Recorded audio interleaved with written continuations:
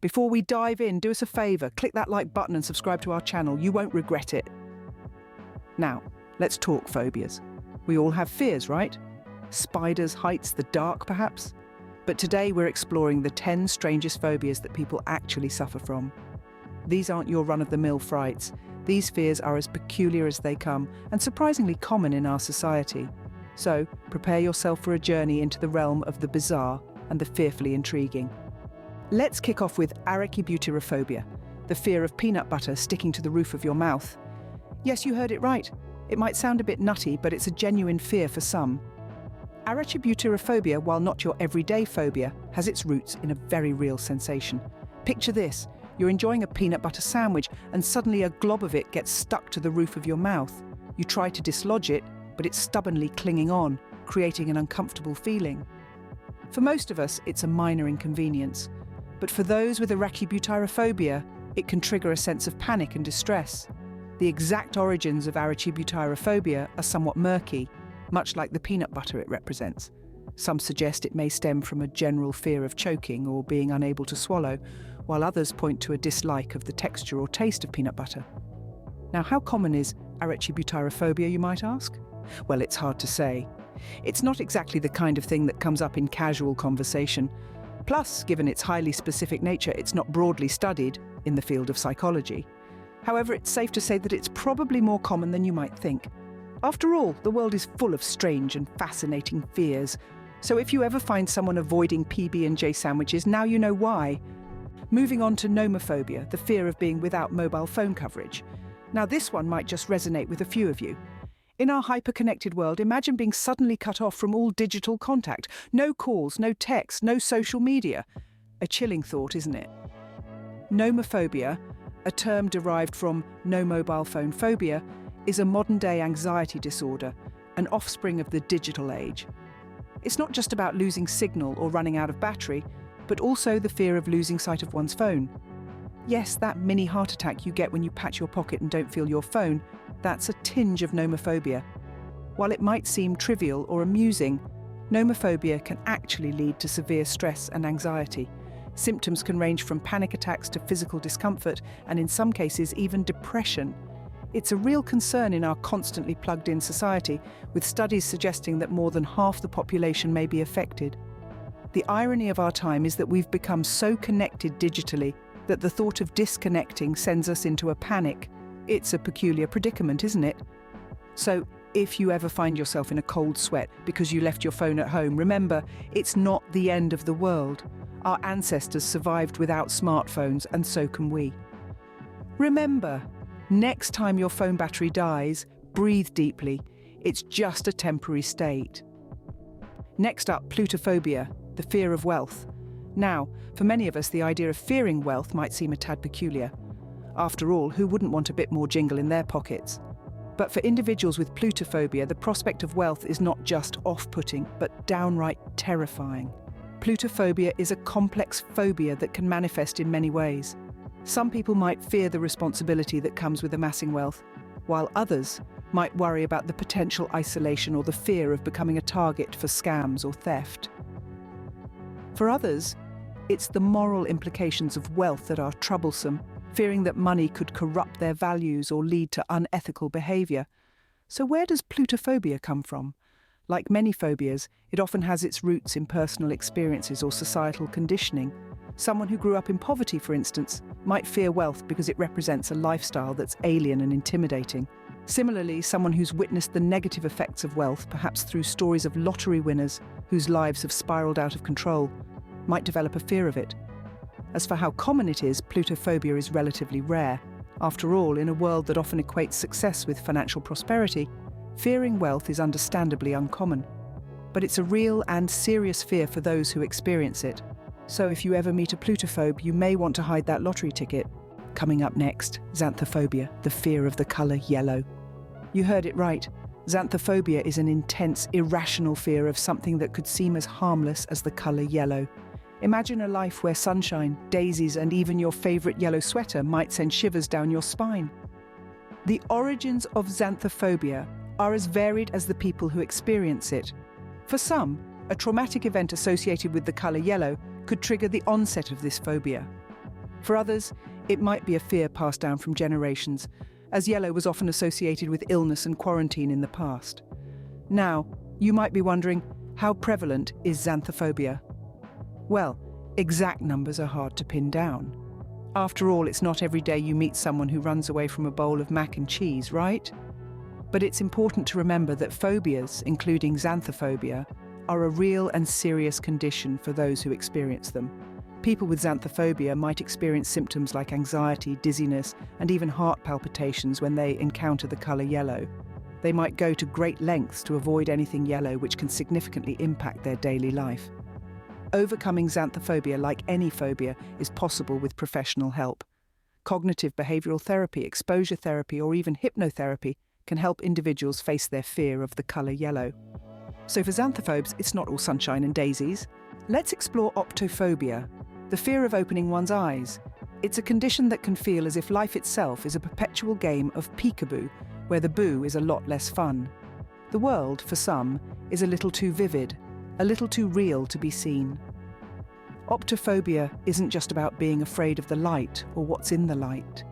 It's a complex and deeply ingrained fear that can stem from various causes. It could be trauma, or a fear of the unknown, or even a generalized anxiety disorder. This fear turns the simple act of opening one's eyes into a terrifying ordeal. Symptoms can range from mild distress to a full-blown panic attack. These can include rapid breathing, dizziness, feelings of dread, and the overwhelming desire to keep the eyes shut. The prevalence of this phobia is not well known, as it often goes unreported due to its unusual nature. The origins of optophobia are as diverse as the people who experience it. It can stem from a traumatic event related to vision, from a fear of the unknown, or from a deeply rooted anxiety disorder. Various therapies can help manage this phobia, including exposure therapy, cognitive behavioural therapy, and even hypnotherapy. These treatments aim to help individuals confront their fear in a controlled environment and gradually reduce their anxiety. For optophobes, a surprise party is a real nightmare. Now let's delve into phonophobia, the fear of loud sounds. Phonophobia, also known as lygerophobia, is not just about disliking loud noises. It's a deep-seated fear that can lead to anxiety and panic attacks. It's like your neighbour's incessantly barking dog, but on a psychological overdrive. Imagine the sudden burst of a balloon or the blaring of a car horn causing a cold sweat, a racing heart, or even a full-blown panic attack. That's phonophobia for you. And it's not just a matter of turning down the volume. But where does this fear originate? Well, some researchers suggest that it could be linked to a traumatic event associated with a loud sound, triggering a kind of audio-induced PTSD. Others propose that it might be an evolutionary trait, a hyperactive warning system from the days when loud noises often signaled danger. Now, you might be wondering, how common is this fear? Surprisingly, it's more prevalent than you might think. It's estimated that as many as 1 in 10 people might have some degree of phonophobia. And it's not restricted to any particular age group, affecting both children and adults alike. But the good news is, like many phobias, phonophobia is treatable. Cognitive behavioural therapy, exposure therapy, and even certain medications can help manage the symptoms and address the underlying fear. So, if you're a phonophobe, rock concerts are probably not your thing. But remember, with the right help, you can turn down the volume on fear. Next in line is isoptrophobia, the fear of mirrors. Quite a mouthful, isn't it?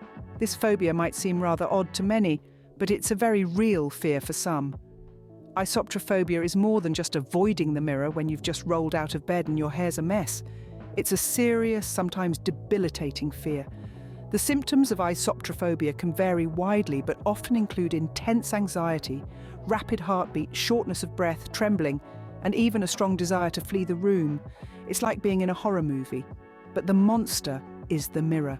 The origins of isoptrophobia are as varied as its symptoms. It can stem from superstitious beliefs, like the idea that breaking a mirror brings 7 years of bad luck, or that mirrors can capture souls. It can also be a result of traumatic events associated with mirrors, such as witnessing something frightening in a mirror's reflection. Isoptrophobia is not commonly diagnosed, so it's hard to say just how prevalent it is.